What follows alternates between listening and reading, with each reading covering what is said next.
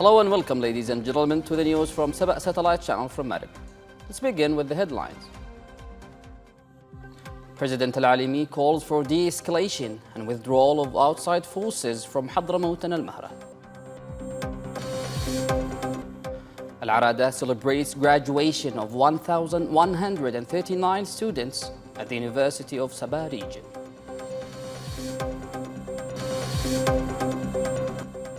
U.S. condemns Houthi detention of former and current embassy staff.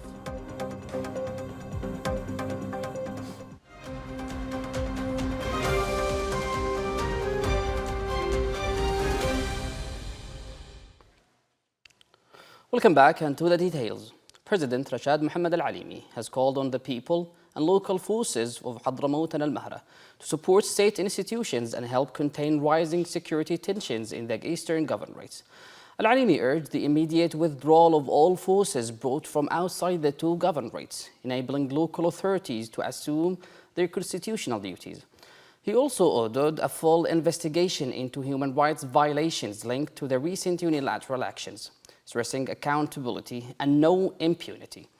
The president also reaffirmed that the national priority remains confronting the Iran-backed Houthi militia.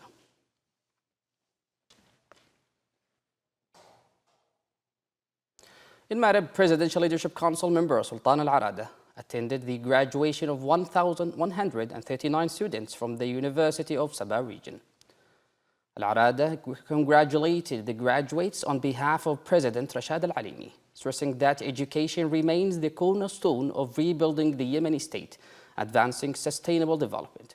He praised the university's resilience despite difficult circumstances, describing it as a national model that continues to produce qualified graduates in key scientific and professional fields.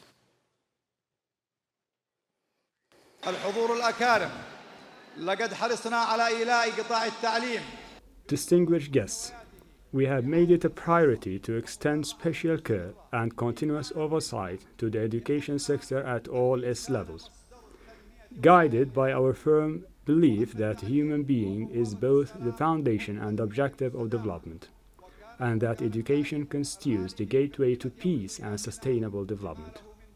Higher education, in particular, has stood at the forefront of our national priorities due to its pivotal role in preparing qualified professionals and capable cadres entrusted with leading the future.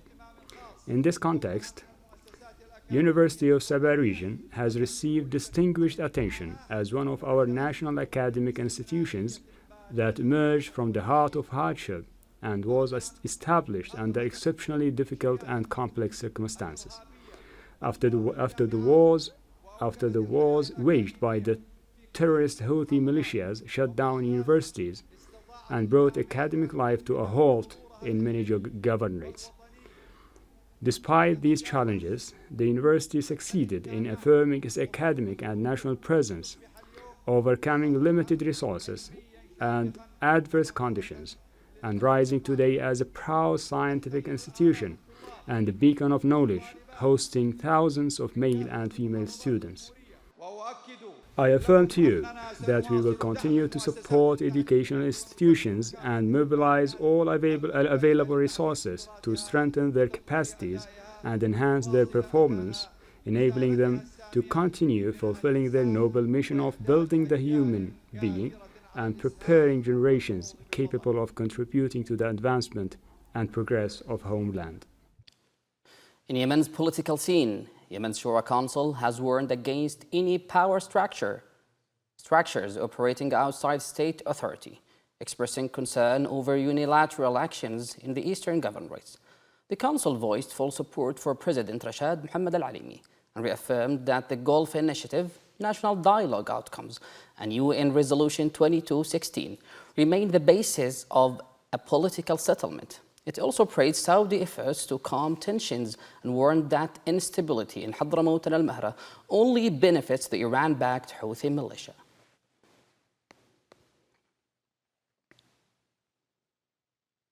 Yemen's Foreign Minister Shaya al-Zindani met with French Ambassador Catherine Korum-Kamoun to discuss developments in Yemen and ways to enhance bilateral cooperation.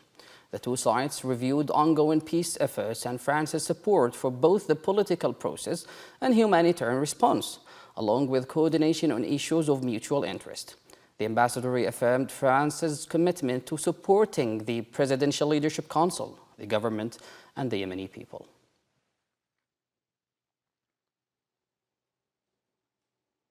In education, Yemen received a major boost today through a new international partnership. In Riyadh, the Yemen's Education Ministry signed a $40 million agreement with the Saudi Development and Reconstruction Program for Yemen and UNESCO to support basic education and rebuild school infrastructure. The deal focuses on empowering girls, improving teaching quality, and expanding access in underserved areas. Saudi and UNESCO officials said the partnership strengthens Yemen's long-term stability and development. And in Aden, efforts to strengthen support services for persons with disabilities took a step forward today with a new round of cooperation talks. Minister of Social Affairs Mohammed Al-Zawari held meetings with Handicap International and Save the Children to strengthen programs for people with disabilities and expand child protection efforts. Discussions included support for the rehabilitation hospital, a nationwide disability survey, fair project distribution, and new interventions in Socotra. Both organizations praised their partnership with the ministry and reaffirmed support for Yemen's national protection strategies.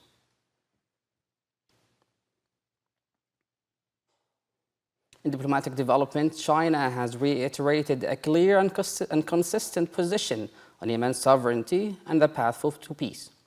China's Chargé d'Affaires to Yemen, Zhao Qin, reaffirmed Beijing's firm support for Yemen's unity and sovereignty, voicing full backing for UN-led political dialogue. He highlighted outcomes of his recent visit to several governorates and said China is ready to expand cooperation in energy, electricity, and infrastructure. He added that China remains committed to strengthening bilateral ties and supporting stability in Yemen.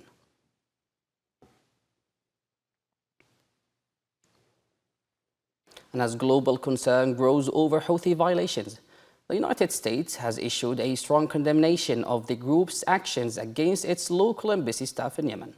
A State Department spokesperson said that detentions are unlawful and that the Houthis are using intimidation and coercion to maintain control. Washington described the arrests as another example of the group's abusive practices and demanded the immediate release of all detained embassy employees.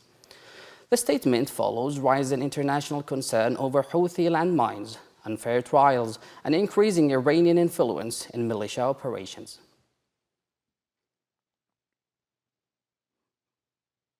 Back to Aden, where national efforts to strengthen women's protection and development programs continued with high-level discussions between the Women's Committee and the United Nations. The National Women's Committee, Dr. Shafiqa Saeed, with the UNFPA's Yemen representative Francesco Gualtieri, to discuss strengthening coordination and setting national priorities for women's empowerment. Saeed stressed the need to train national staff and develop formal strategies for women's programs. Gualtieri said UN agencies are drafting a multi-year framework and highlighted UNFPA's focus on maternal health, protection, and gender-based violence, and youth skills training. Meanwhile, recognition for Yemeni human rights efforts reached the international stage today.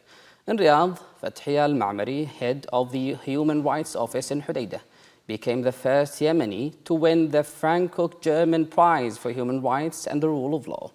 She was honored in a ceremony attended by the German and French ambassadors, who praised her work documenting violations and defending displaced families. Al-Ma'mari told Saba News that the award reflects years of humanitarian struggle under extremely difficult conditions and represents a tribute to every voice defending the dignity and safety of Yemenis. For continuous updates, stay with Saba Satellite Channel. Thank you for watching and have a good time.